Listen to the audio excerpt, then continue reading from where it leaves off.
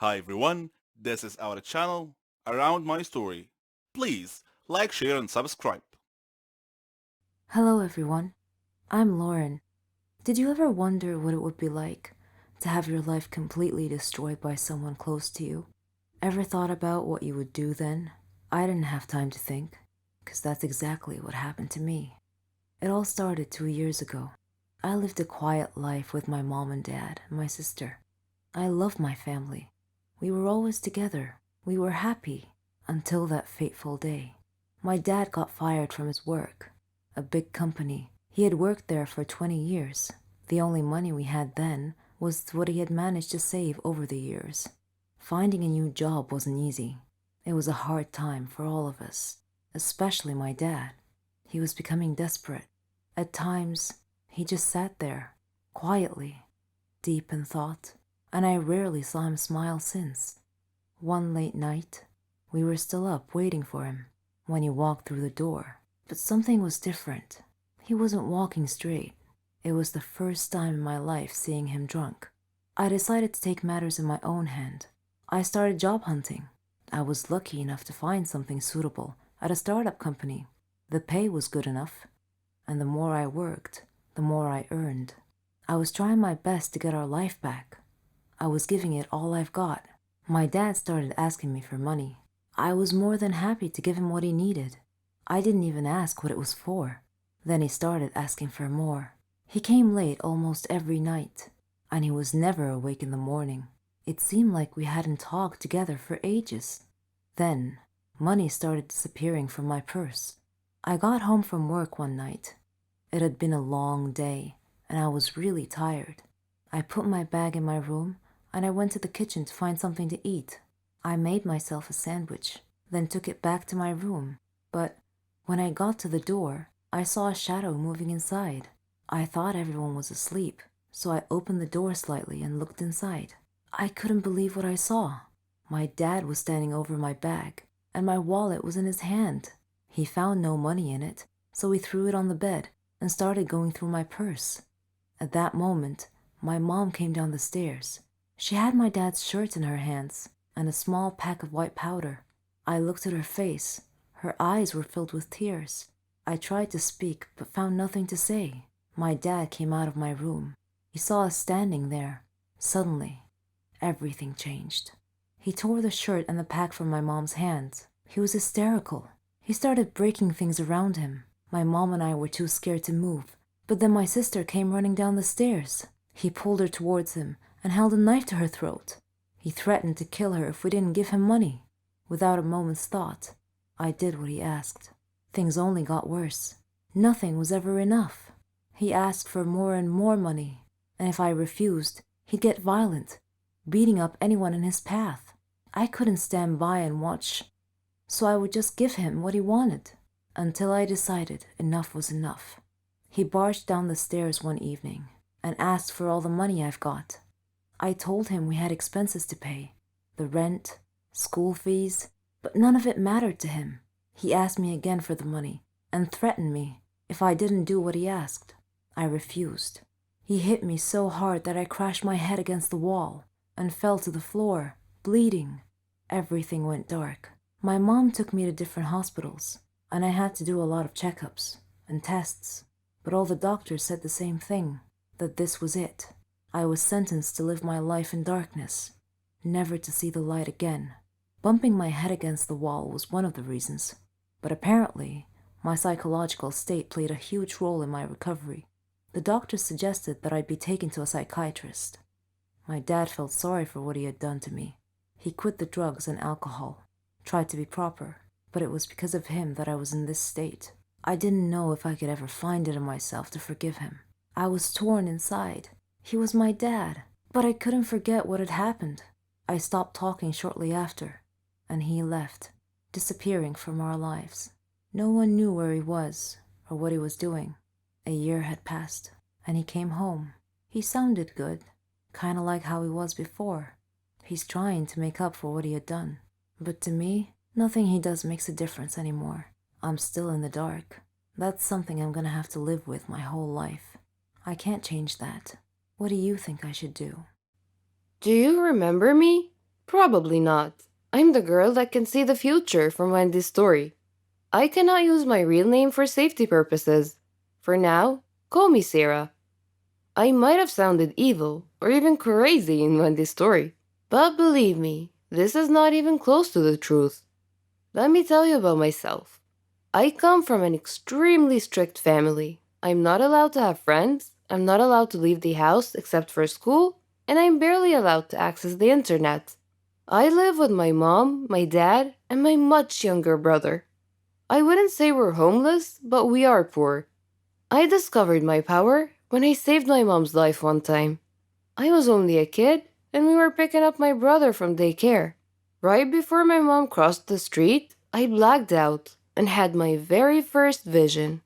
I ran out of the car and screamed for her to stop. The second she froze in her place, there was a car accident. She could have died. She cried and hugged me, but never cared to ask how it happened. We're not a close family, so I never told anyone. I kept having those visions ever since. Years later, I learned how to control them.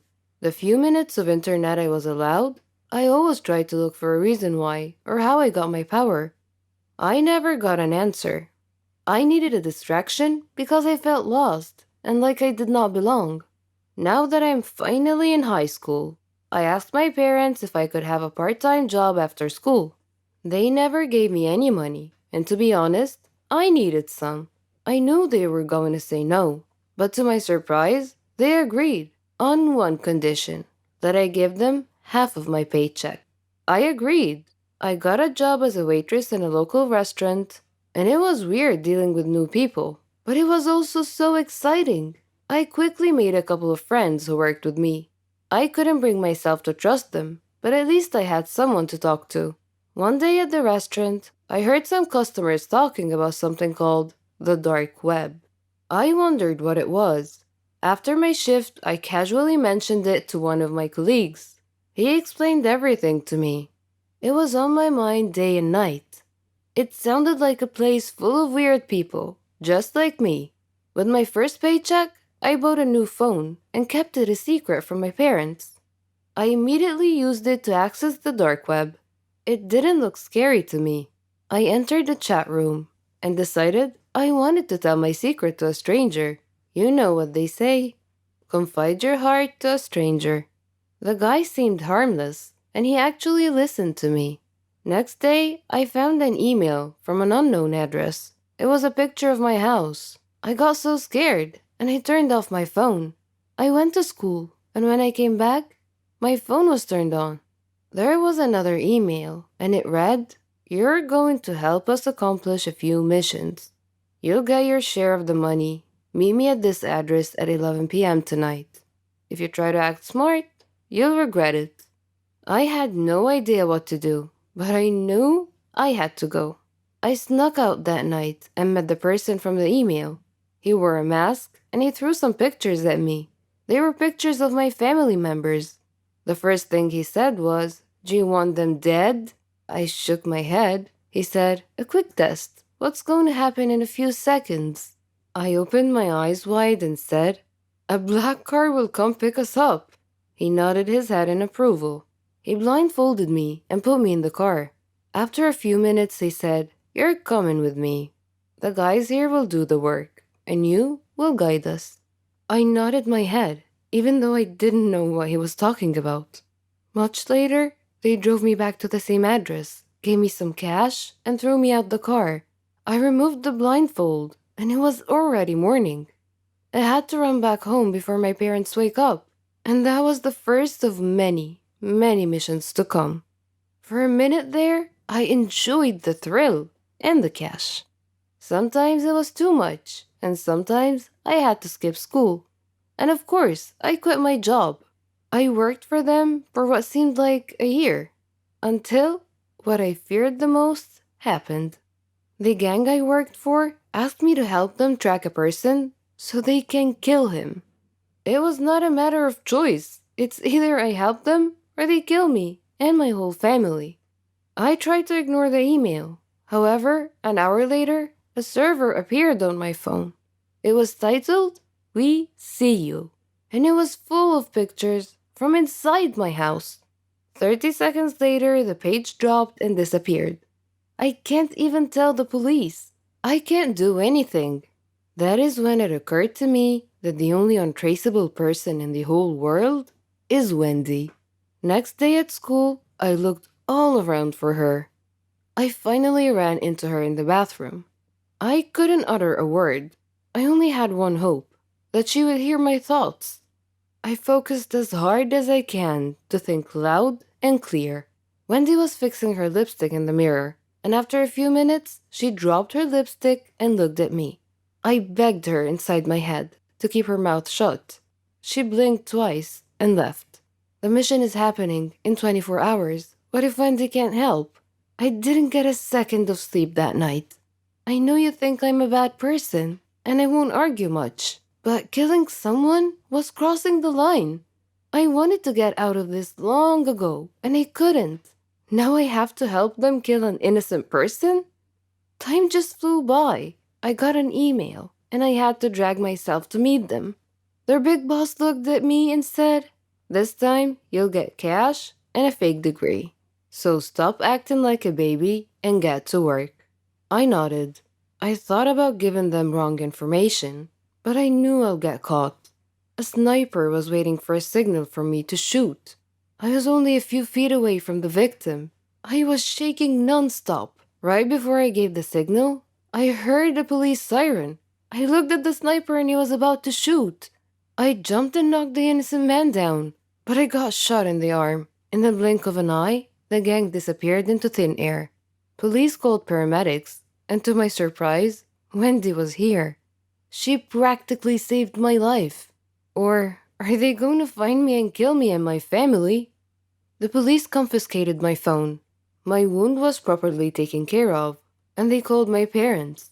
To this point, I was not interrogated yet. My parents came, and they couldn't look me in the eyes. A police officer explained what happened, and told them, "She's staying with us until further notice." And they all left. Well, except for Wendy. Her dad was cool enough to let her stay with me until police asked her to leave. She looked at me and said, "You owe me one, gangster." And we both laughed. A police officer came and informed us that Wendy will have to stay here as well, for her own safety. She looked at me and whispered, "We'll have a gang of our own when all of this is over." I smiled and didn't say anything. Wendy's face got serious and she asked me, "How am I gonna explain to them what happened in details? We cannot just tell the police we have superpowers." Before I could answer, a police officer came in and took her for questioning. Now, we're both in trouble with the dark web gang and the police. Wendy came back and they took me. She whispered, "We're doomed." I thought to myself so that Wendy could hear me say, "Oh, you think we're doomed? Wait until the gang finds us, and they will." I left the room feeling scared as ever. Do you guys think we'll ever be safe again? Do you think